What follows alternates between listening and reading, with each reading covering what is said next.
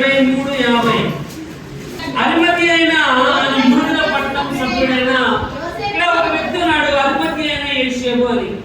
యేసు ఎప్పుడైతే చనిపోయాడో శిలువ మీద తన యొక్క మరణం చెందిన తర్వాత ఈ అరిమతి అయిన యేసేపు పిలాతు దగ్గరికి వెళ్ళి, పిలాతు గారంటే నాకు యేసు ప్రభు యొక్క దేహాన్ని ఇవ్వండి అని అడిగాడు.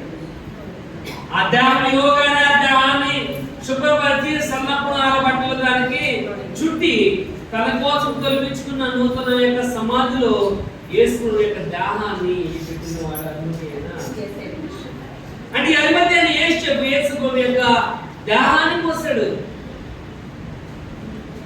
అంటే నువ్వు కూడా యేసు ప్రభుని మోసే వెతుకుతున్నావు. దేవుని యొక్క వాక్యాన్ని, ఆయన వాక్యంలో ఉన్న మర్మాన్ని మోయాలి. ఎందుకంటే ఆఫ్టర్ గాడిద ఉపయోగం లేదు కాదు. అలా మధ్యాహ్న సోదరు ఇప్పటి వరకు కూడా ఏ మనుషుడు దాన్ని ఉపయోగించలేదు అంటున్నాడు. ఇప్పటి వరకు ఏ మనుషుడు దాని మీద కూర్చోలేదు అంటున్నాడు.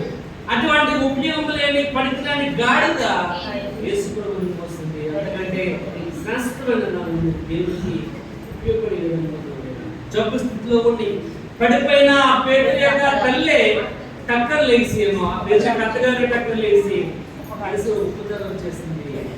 నువ్వు దేవుని ఉపచారం చేసే